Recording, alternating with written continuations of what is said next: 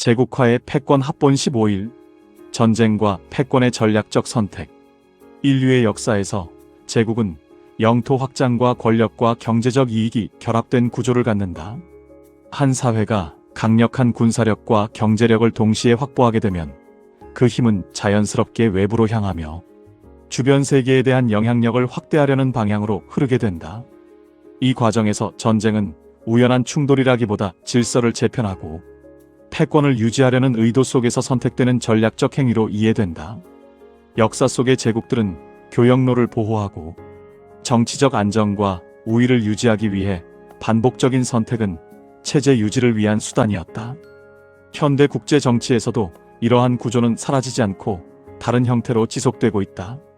강대국은 자신의 안보와 경제적 이해를 보호하기 위해 군사력을 준비하며 상황에 따라 전략적 개입을 선택하게 된다.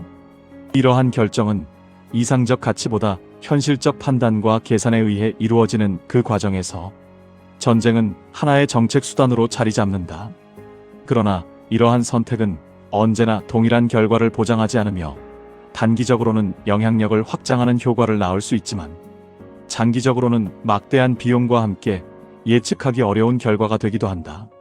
최근 국제 정치의 흐름 속에서 트럼프의 행보 역시 이러한 문제와 깊이 연결되어 나타난다.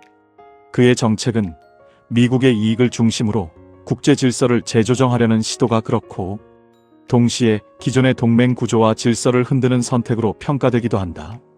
이러한 논쟁은 특정 인물의 성향을 넘어 패권 국가가 어떤 기준으로 자신의 이익을 정의하며 그 이익을 지키기 위해 어떤 수단을 선택하는가?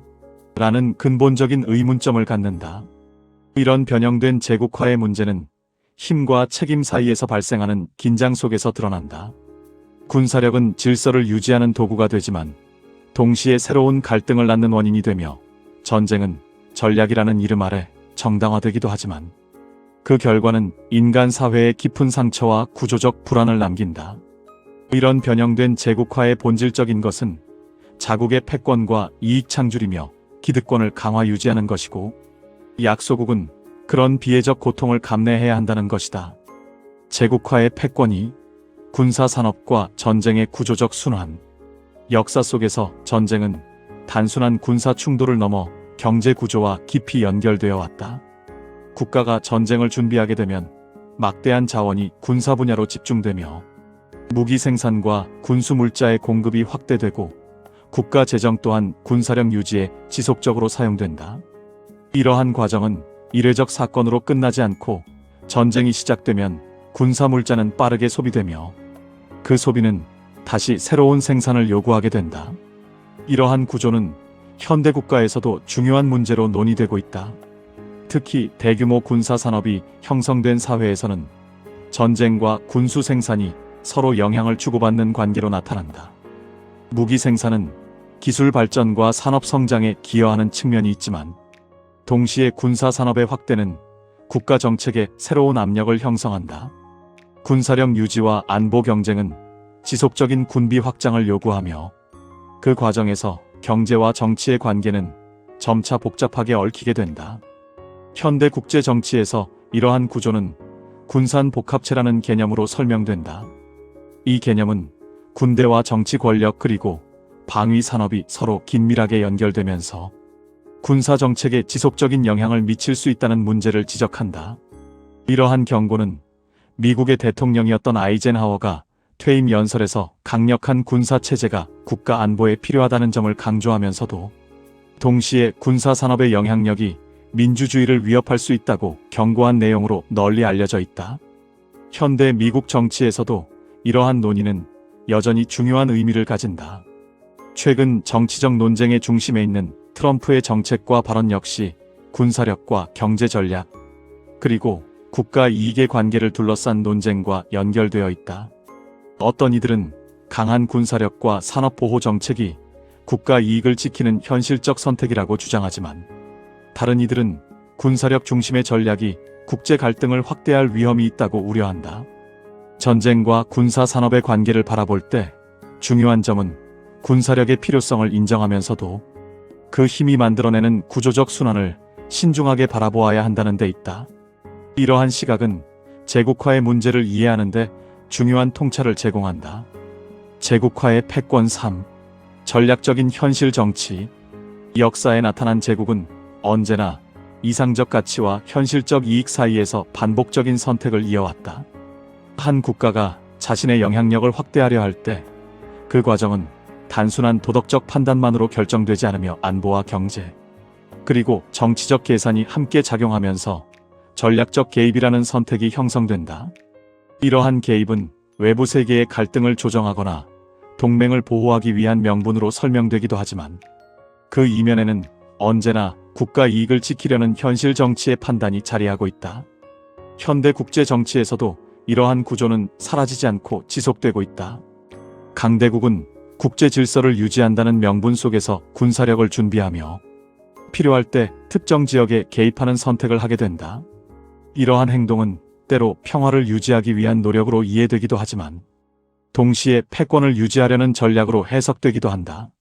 이러한 이중적 성격으로 인해 전략적 개입은 언제나 논쟁의 중심에 놓이게 되며 한편에서는 책임 있는 행동으로 평가되지만 다른 한편에서는 강대국의 이익을 위한 개입으로 비판받기도 한다. 미국의 정치 현실 속에서도 이러한 긴장은 계속 나타난다. 특히 도널드 트럼프의 정치적 행보는 기존의 국제 질서와 전략적 개입의 방식에 대해 새로운 질문을 제기하였다. 그는 동맹 관계를 재검토하고 해외 군사 개입의 비용을 강조하면서 미국 중심의 이익을 우선해야 한다고 주장하였다. 이러한 입장은 기존의 국제 협력 구조를 약화시킬 수 있다는 비판을 받기도 하였지만 동시에 미국 내부에서는 현실적인 전략이라는 평가를 받기도 하였다. 이처럼 전략적 개입의 문제는 단순히 한 정치인의 선택으로 설명될 수 있는 문제가 아니다. 그것은 패권 국가가 자신의 역할을 어떻게 이해하는가라는 보다 근본적인 질문과 연결된다. 강대국이 세계 질서를 유지하는 책임을 강조하게 되면 개입은 일정 부분 정당화될 수 있지만 국가 이익을 우선하는 현실 정치가 강화될수록 그 명분은 점점 더 복잡해진다. 이러한 긴장은 제국화의 과정에서 반복적으로 나타나는 구조적 특징이며 이를 성찰하는 일은 오늘의 국제 질서를 이해하는데 중요한 기준이 된다. 제국화의 패턴 4. 에너지 지정학과 권력의 현실. 현대 국제 정치에서 에너지는 단순한 경제 자원을 넘어 국가 권력을 형성하는 중요한 기반으로 작용해왔다. 산업사회가 형성된 이후 석유와 가스와 같은 에너지원은 국가 경제를 움직이는 핵심 동력이 되었으며 군사체계와 교통 그리고 생산 구조와도 깊이 연결되어 왔다. 이러한 현실 속에서 에너지 자원을 둘러싼 경쟁은 자연스럽게 국제 정치의 중심 문제로 부각되었고 국가들은 안정적인 공급을 확보하기 위해 외교와 경제 그리고 군사 전략을 함께 활용하게 되었다. 그 과정에서 특정 지역은 단순한 지리적 공간을 넘어 세계 질서를 좌우하는 핵심 영역으로 자리하게 된다. 특히 중동 지역은 오랜 시간 동안 세계 에너지 공급의 중심지로 인식되어 왔다. 이 지역에 집중된 석유 자원은 국제 경제의 흐름을 결정하는 중요한 요소가 되었고 여러 강대국의 관심이 지속적으로 집중되는 이유가 되었다. 이러한 구조 속에서 지역 분쟁과 국제 정치가 서로 영향을 주는 상황이 반복되며 국가들은 에너지 공급의 안정성을 확보하기 위해 외교적 협력을 모색하기도 하고 때로는 정치적 압박과 군사적 긴장을 선택하기도 한다. 이러한 과정은 에너지 지정학이라는 개념으로 설명되며 자원과 권력의 긴밀한 관계를 보여주는 대표적인 사례가 된다. 이러한 문제는 미국 정치에서도 지속적으로 논의되고 있다. 특히 도널드 트럼프의 정책은 에너지와 국가 전략의 관계 속에서 이해될 수 있다. 그는 에너지 독립을 강조하며 미국 내부의 생산을 확대하고 국제 에너지 시장에서 자국의 이익을 강화하려는 입장을 제시하였다. 이러한 정책은 경제적 자립을 강화하려는 현실적 시도로 평가되기도 하지만 동시에 국제 협력 구조를 약화시킬 수 있다는 비판을 받기도 한다. 에너지 지정학의 문제는 단순히 자원의 양으로만 설명되지 않는다. 자원이 위치한 지리적 환경과 그 지역의 정치 구조, 그리고 국제 질서 속에서 형성되는 권력 관계가 함께 작용하기 때문이다. 따라서 에너지 자원을 둘러싼 갈등은 경제적 문제를 넘어 정치와 군사 전략의 문제로 확장되는 복합적 현상으로 나타난다. 제국화의 패권호, 정복의 한계와 지형의 저항. 역사를 돌아보면 제국의 힘은 언제나 공간 앞에서 시험을 받아왔다. 군사력이 아무리 정교하게 조직되더라도 지형과 인간의 삶의 방식이 결합될 때 그 힘은 예상과 다른 결과를 만들어낸다. 평야에서는 속도가 지배를 가능하게 하지만 산악과 고원에서는 시간과 피로가 권력의 한계를 드러낸다. 제국은 진입의 순간에는 질서를 세운 듯 보이지만 지속의 과정에서는 균열을 경험하게 된다. 아프가니스탄의 사례는 이러한 구조를 분명하게 보여준다. 외부 세력은 반복적으로 이 지역에 진입하였으나 장기적 통치에서는 공통된 난관을 마주하였다. 좁고 복잡한 지형은 대규모 군사작전을 분산시키고 지역 공동체의 결속은 외부 권력에 대한 완강한 저항으로 이어진다. 그 결과 군사적 우위는 결정적 지배로 이어지지 못하고 오히려 장기적 소모로 전환되는 경향을 보인다. 이란의 경우도 다른 방식으로 같은 문제를 드러낸다. 넓은 영토와 복합적인 지형 그리고 역사적으로 형성된 정체성은 외부 권력이 단순한 힘으로 접근할 수 없는 환경을 만든다. 이러한 조건 속에서 직접적인 점령은 현실적 선택이 되기 어렵고 대신 외교와 제재, 그리고 균형 전략이 중심 수단으로 자리하게 된다. 공간은 단순한 배경이 아니라 정치의 방향을 결정하는 요소로 작용하는 것이다. 이러한 흐름은 현대 정치의 판단에도 영향을 준다. 트럼프의 입장은 해외 개입의 지속 가능성에 대해 질문을 던지며 군사적 개입이 언제나 최선의 선택이 될 수 없다는 점을 강조하였다.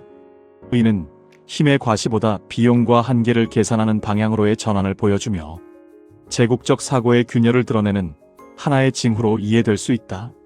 이런 제국의 한계는 외부의 적대만이 아니라 공간과 인간의 결합에서 비롯된다. 지형은 이동을 제한하고 문화는 통합을 지연시키며 공동체는 스스로의 질서를 지키려는 방향으로 작동한다. 따라서 제국의 힘은 확장이 아니라 정체로 이어지며 그 과정에서 권력은 스스로의 경계를 인식하게 된다. 이러한 통찰은 오늘의 국제 질서를 이해하는 데 여전히 유효한 기준이 된다. 인천 송도역 배짜마에서 이종하였습니다.